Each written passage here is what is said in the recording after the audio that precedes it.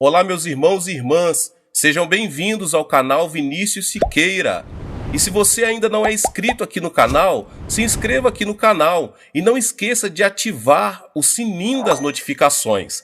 Todos os dias são postados vídeos abençoados aqui no canal para te abençoar. Vamos a mais uma palavra do Senhor. Capítulo 13. Eu o livrarei, E.W. Kenyon. Na sua aflição vocês clamaram, e eu os livrei. Salmos 81:7. Isso soa como uma experiência pessoal, uma folha tirada da nossa própria história. Nós clamamos, e ele nos ouviu. Em certa reunião, outro dia, pedi que levantassem as mãos aqueles cujas orações tivessem sido respondidas desde nossa reunião na semana anterior. Rostos brilharam, as mãos se ergueram e pudemos ouvir vozes cheias de louvor, falando de suas orações respondidas. Muitos clamaram em sua angústia e Deus respondeu com fidelidade. Nós chegamos com nossos fardos e sofrimentos e ele os levou.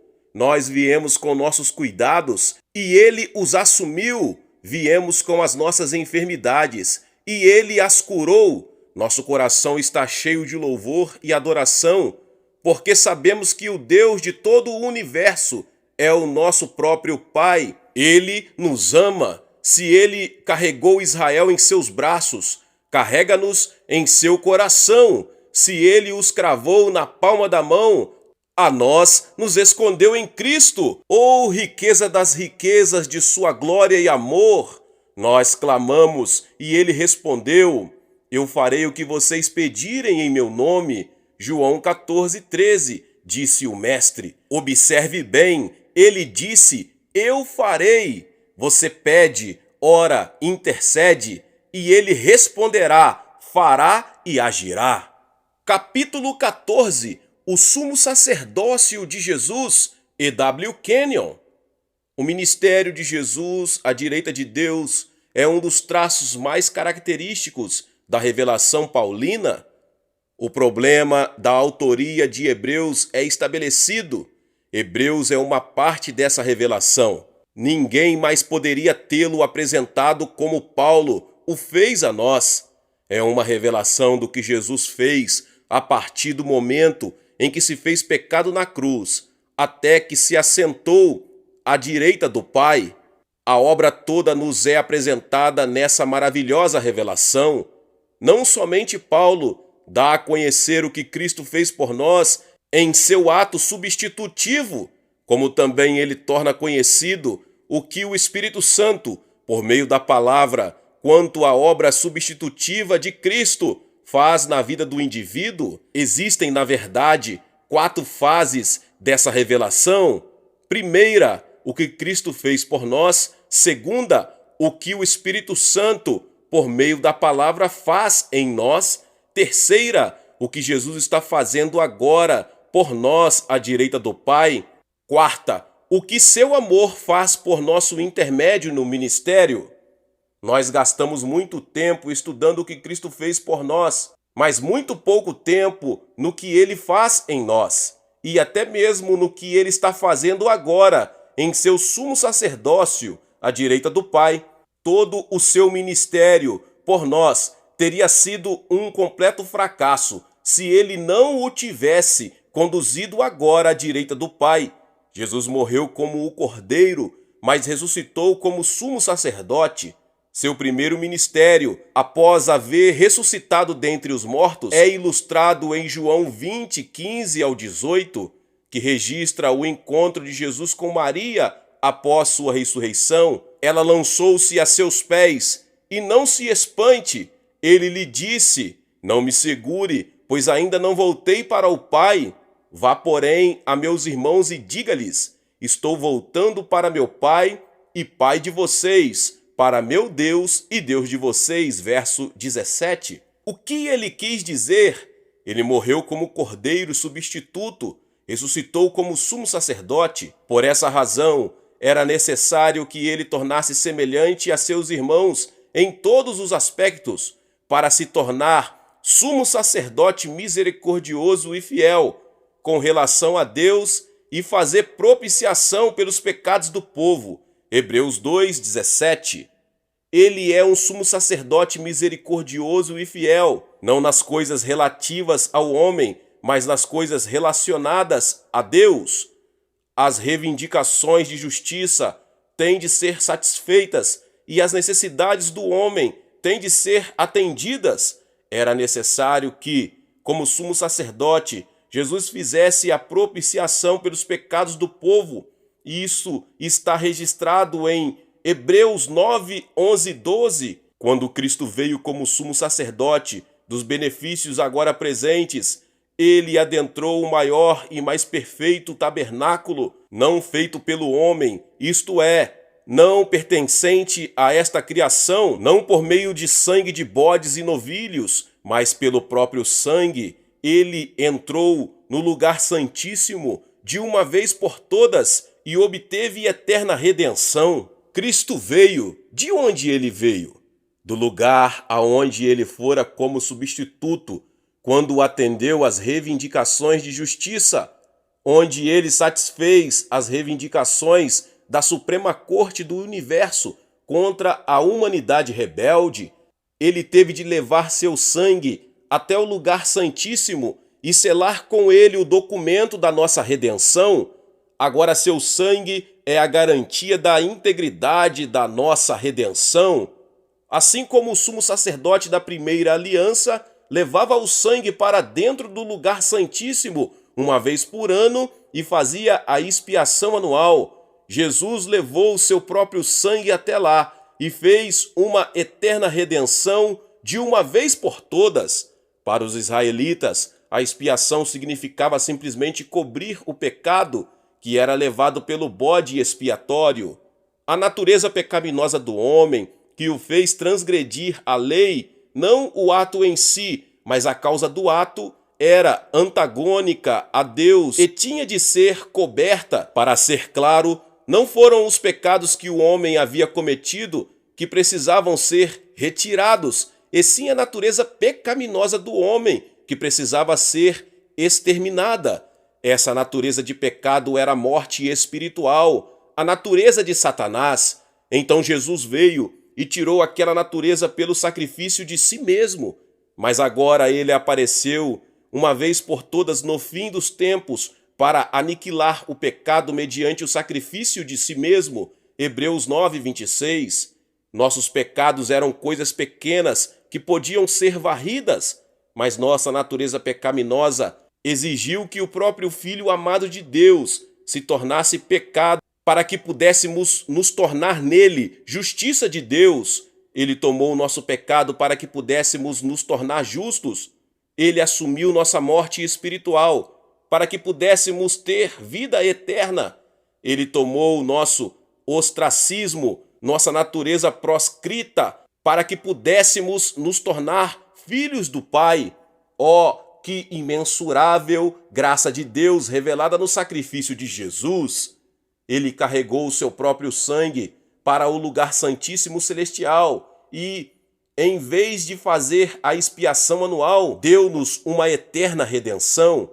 Por essa razão era necessário que ele se tornasse semelhante a seus irmãos em todos os aspectos, para se tornar sumo sacerdote misericordioso e fiel com relação a Deus e fazer propiciação pelos pecados do povo. Hebreus 2:17.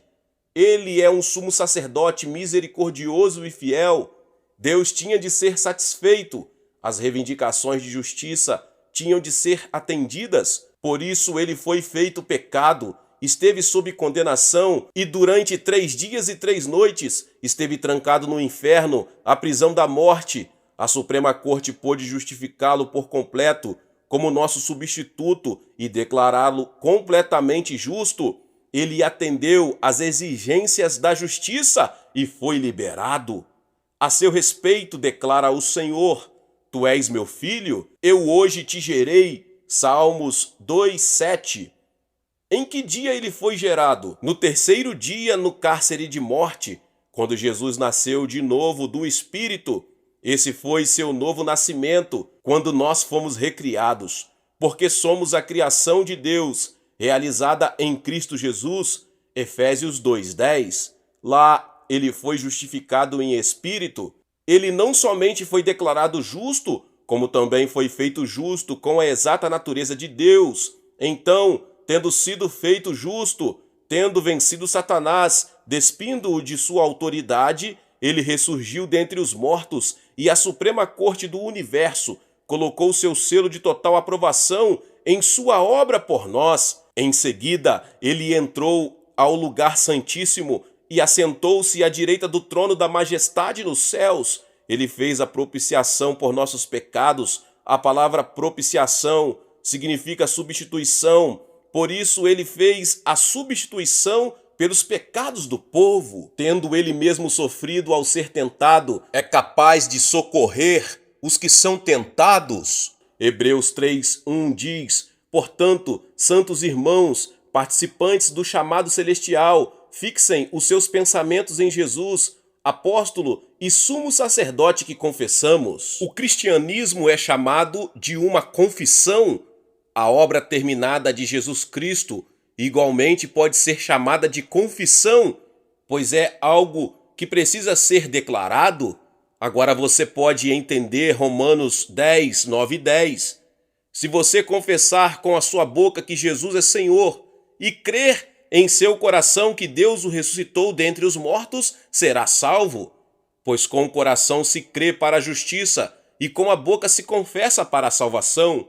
O cristianismo é uma confissão da obra terminada de Jesus, é uma confissão de que ele está assentado à direita do Pai, havendo-nos redimido perfeitamente, é uma confissão da nossa filiação, do nosso lugar em Cristo, dos nossos direitos e privilégios, é uma confissão da nossa supremacia sobre doenças e fraquezas, sobre Satanás, em nome de Jesus. Que confissão! O texto de Hebreus 4, 14 e 16 leva-nos a um passo adiante no desenvolvimento desse ministério de sumo sacerdote de Jesus.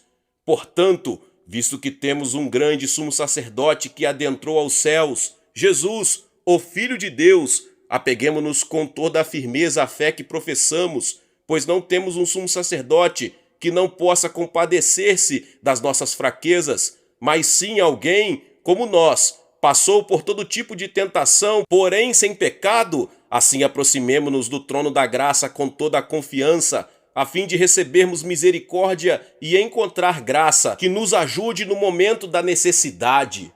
Todo o ministério de Jesus gira em torno desse ofício sumo sacerdotal. Como sumo sacerdote, ele levou seu sangue para o lugar santíssimo.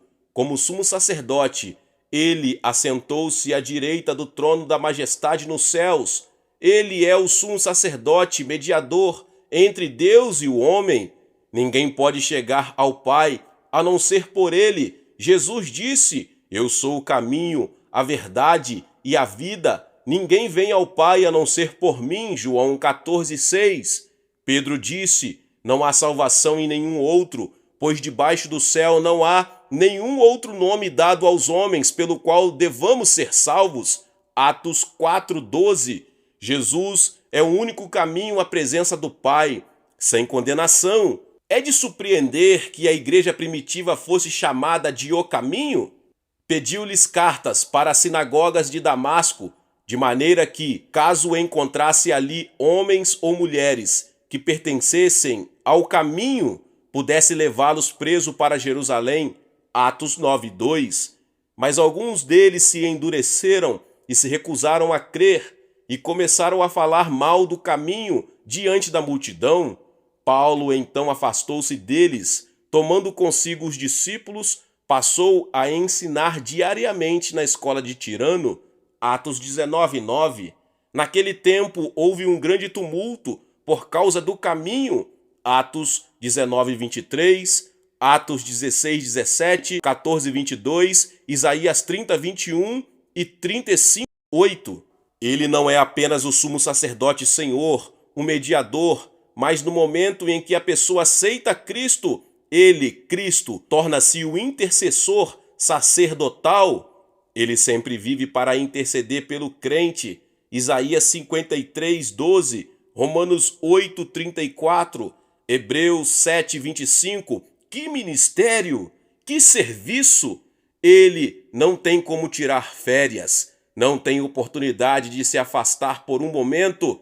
Ninguém mais pode agir como sumo sacerdote, mediador e intercessor. Mas ele tem outro ministério importante, o de ser advogado.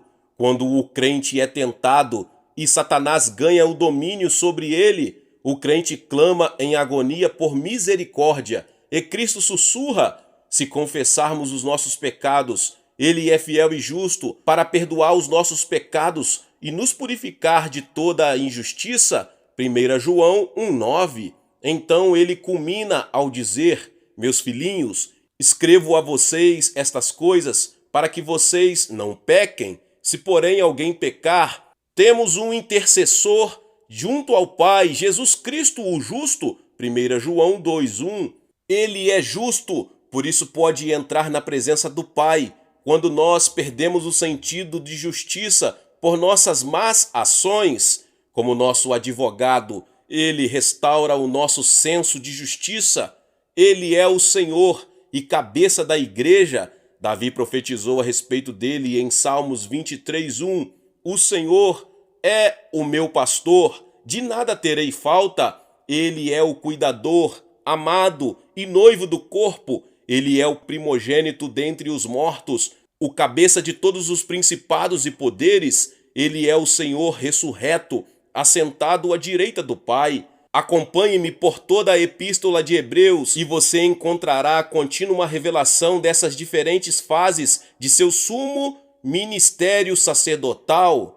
Portanto, visto que temos um grande sumo sacerdote que adentrou os céus, Jesus, o Filho de Deus, apeguemo-nos com toda a firmeza à fé que professamos. Hebreus 4:14. O que é a nossa confissão? É a nossa redenção, nossa recreação, nossa união com o Pai em Cristo, nossa vitória sobre as circunstâncias, sobre os demônios e sobre as enfermidades e sobre nossa independência da lei natural em Cristo, pois não temos um sumo sacerdote que não possa compadecer-se das nossas fraquezas, mas sim alguém como nós, passou por todo tipo de tentação, porém sem pecado.